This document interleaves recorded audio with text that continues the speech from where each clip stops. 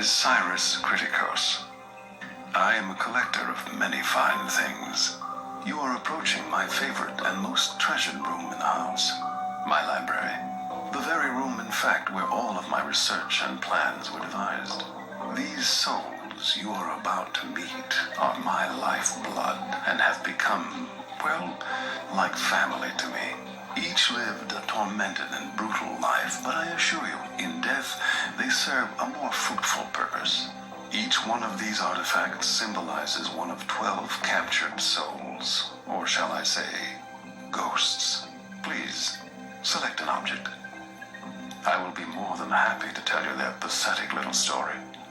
I'm sure you'll find it most amusing.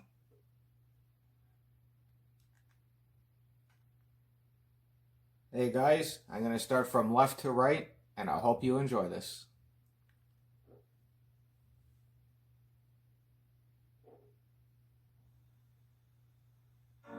Most people have gambled at least once in their life, but for Jimmy the Gambler Gambino, betting was his life and death. The son of a bookie, Jimmy spent his childhood days at the track instead of at school, and his nights in the gambling dens of seedy bars. Eventually, Jimmy opened a booking business of his own. Unable to turn down a bet, he barely covered his payoffs. Jimmy's reputation caught the attention of made man Larry the Finger Vitello. Larry approached Jimmy to place a large bet on the long shot in a heavyweight fight.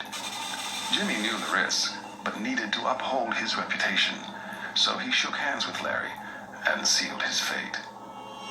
As his fighter took a deciding blow, Jimmy fainted to the floor.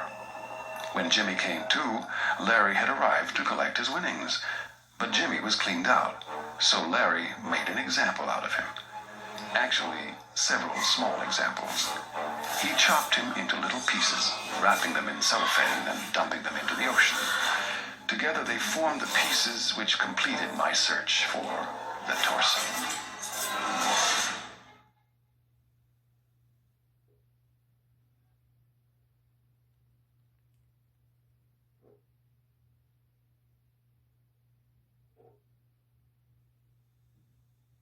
Margaret Shelburne, the dire mother, was a shy woman who could never stand up for herself, partly because she rose to only a mere 3 feet in height. Since childhood, she was stared at for her pint size. Her own mother would even sometimes dress her like a doll. Margaret didn't care, as long as she found some perverse form of acceptance. A carnival barker named Jimbo put her on display in his freak show. Life was horrible, being an attraction for people to gawk at. One night, while sweeping up a donkey pen, she was raped by the tall man. She spawned a beastly offspring of her own. Oh, she loved her dear son Harold, more than life itself, never letting him out of her sight. The circus workers teased and tormented them relentlessly, a conflict that played itself out with bloody resolve, that left nearly the entire circus free of life, including poor Margaret and Harold. Well, as they say, there's no business like show business.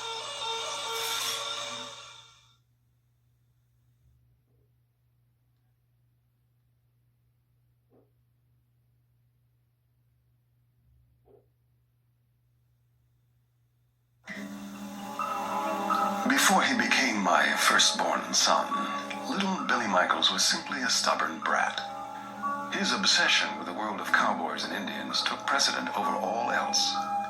Any attempt to drag Billy out of his fantasy world sent him flying into a rage.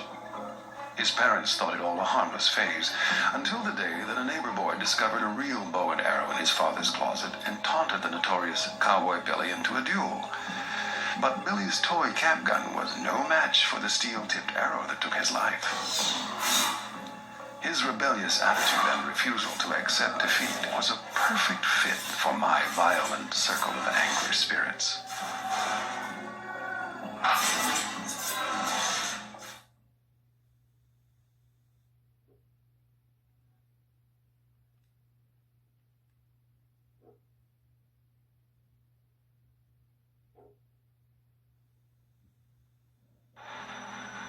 The Angry Princess was a young woman whose beauty became her ruin.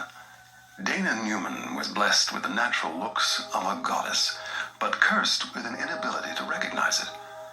Her vanity and insecurity was only fueled by a string of abusive boyfriends. By the time of her 20s, depression had dragged Dana into a downward spiral of self-loathing that doctors struggled to save her from. Her desperate search for perfection led to employment with a plastic surgeon, where her wage was paid in nose jobs, breast implants, and an endless array of other needless procedures. Alone in the office one night, Dana tried to perform surgery on herself in a desperate attempt to remove an unperceivable imperfection on her face. The unorthodox procedure went horribly wrong, and she was left blinded in one eye. She finally gave up on achieving perfection and mutilated herself in a bathtub until her veins ran dry. When they found her, they said that she was as beautiful in death as she was in life.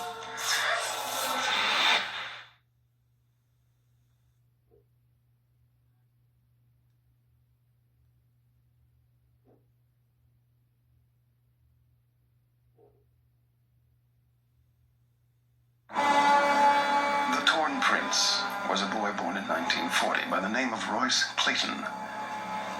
At 17, Royce was a star slugger on his baseball team.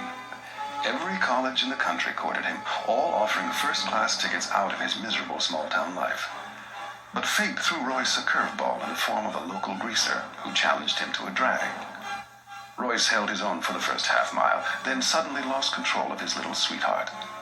The hot rod flipped 3 times before bursting into flames. His peers watched in horror as the fire engulfed their fallen hero.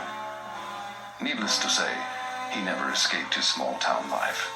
His remains still buried in a small plot overlooking his beloved ball field.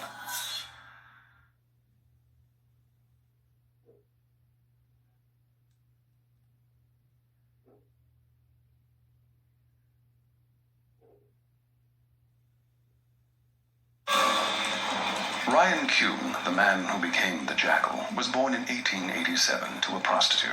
Ryan later developed a sick and insatiable appetite for the female gender, attacking prostitutes and stray women with the cunning of a wild animal.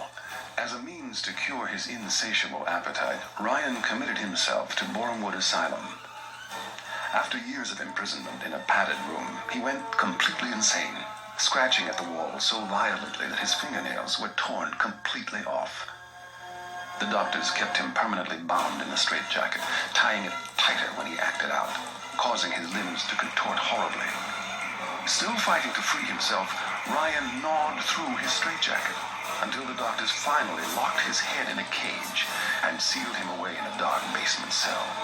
There, he grew to hate any kind of human contact, screaming madly and cowering whenever approached by people.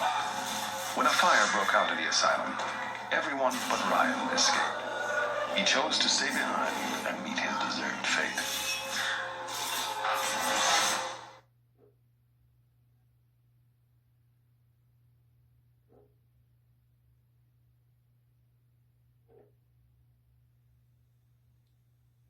Miss Isabella Smith was my choice for The Pilgrimess. Her story began in 1675 when the orphaned Isabella journeyed from England in the hope of finding a comfortable home in a quaint New England town. But problems began soon after she arrived. The tight-knit townsfolk didn't trust outsiders. When their livestock started to die mysteriously, the town's preacher accused Isabella of witchcraft. She denied the claim, but the town quickly turned against her. As more livestock fell ill, the preacher acquired a mysterious illness. The town rallied into a frenzy, cornering Isabella in a farmhouse which they lit on fire. But moments later, Isabella miraculously crawled out, still alive, and without a single burn upon her skin. The astounded townsfolk sentenced her to a slow death in the stocks. There she stayed for weeks while children stoned her, women cursed her, and men spat on her. The humiliation proved worse than the pain. Finally, Isabella succumbed to starvation. Whether or not she was a witch, I can't say, but her powerful anguish served my needs well.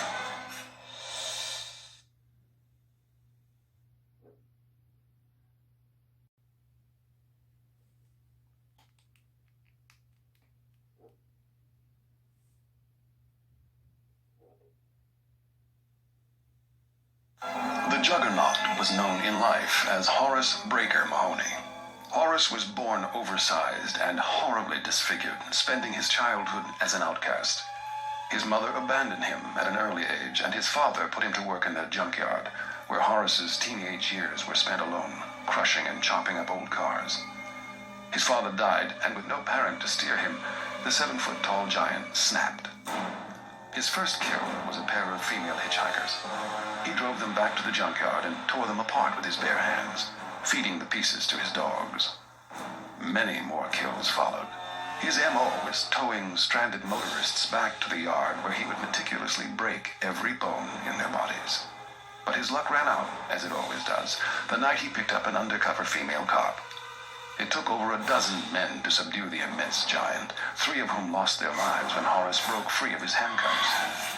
But poor Horace's struggle eventually ended when 5 officers pumped nearly 50 rounds of ammo into him, and then another clip into his lifeless corpse, just to be sure.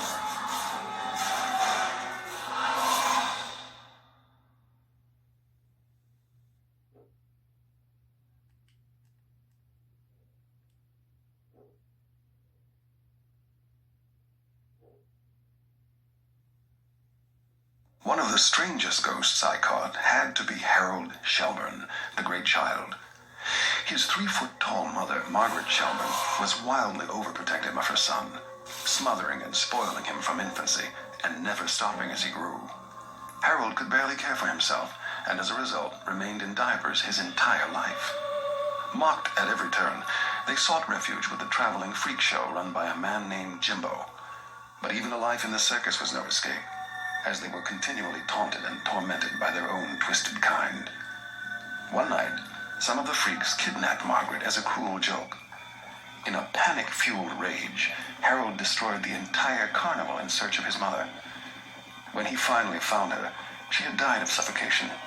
Filled with hatred, Harold grabbed an axe and had his revenge on the freaks, displaying what was left of them in the carnival for every paying customer to see. When Jimbo found out what had happened, he had Harold mutilated beyond what you or I can comprehend. Well, maybe you. And you thought your family was weird.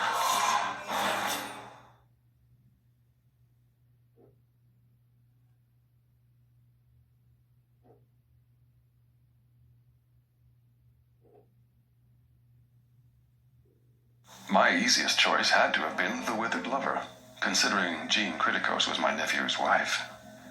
Her burnt and tortured soul held just the magnitude of suffering I required. As a wife and mother, Jean was loving and devoted. I must say that my nephew married a wonderful and proper woman. But their happiness came to a fiery and one fateful night. After decorating the family Christmas tree, the family had snuggled together in front of a roaring fire. In the dead of the night, a still smoldering log rolled out onto the carpet, igniting it instantly. The smoke alarm sent Arthur into one of his famous panics. He rushed down the hall to save his children, assuming, of course, that his wife would head outside. Arthur soon realized he had assumed wrong. The firemen kept Jean's family from going back in after her. Poor Arthur was devastated by not saving her, but her oh-so-tragic death served my needs perfectly.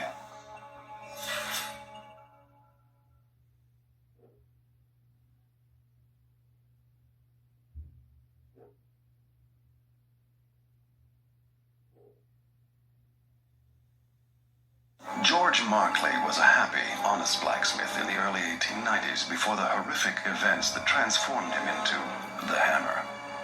A hard-working man named Nathan wrongfully accused Mr. Markley of stealing and threatened to run him out of their booming town. Knowing he was innocent, George stood up to Nathan and refused to move. One day, when George's wife and 2 children were walking home from the market, Nathan and his gang of thugs attacked them, brutally killing them. Enraged, George tracked down Nathan and his friends and beat them to a pulp with his massive blacksmith's hammer. The local townspeople captured George and dragged him back to his shop, where he received a brutal form of frontier justice. Tied to a tree, nails were driven deep into his body with his own hammer. They finished the job by cutting off his most prized possession, his hand. Crudely fastened to his severed appendage was the tool of his livelihood, the hammer, readied for one last chance at vengeance.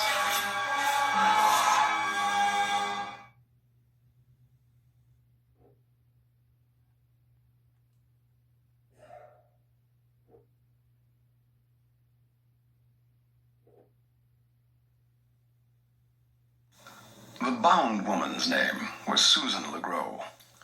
Born with a silver spoon in her mouth, Susan had it all. Her parents were the wealthiest people in town, which made Susan the most popular girl at school. Life couldn't have been more perfect, but Susan's one flaw was how she treated men. Flirting and toying with whomever she chose, she left a long trail of broken hearts. Her friends warned she'd live to regret her ways, and they were half right. In Susan's senior year, she dated the star football player Chet Walters. The night of the senior prom, Chet caught his prom queen in another boy's arms. The next morning, the boy was found clubbed to death, and Susan was missing. 2 weeks later, Susan's body was found, buried beneath the football field's 50-yard line, bound in rope and strangled to death. Arrested and put on death row, Chet's last words were, "The bitch broke my heart, so I broke her neck." That jealous monster would have made a nice compliment alongside Susan. Such wretched words and behavior, but his results were quite fitting.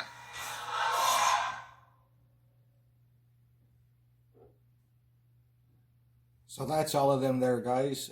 Thank you for hanging with me with this. I'd have to say my favorites is the one with the cards, the giant baby, the hammer, and I believe the last story was pretty cool too. Alright guys, just let me know which ones are your favorites in the comments below, and you guys take care. Ciao.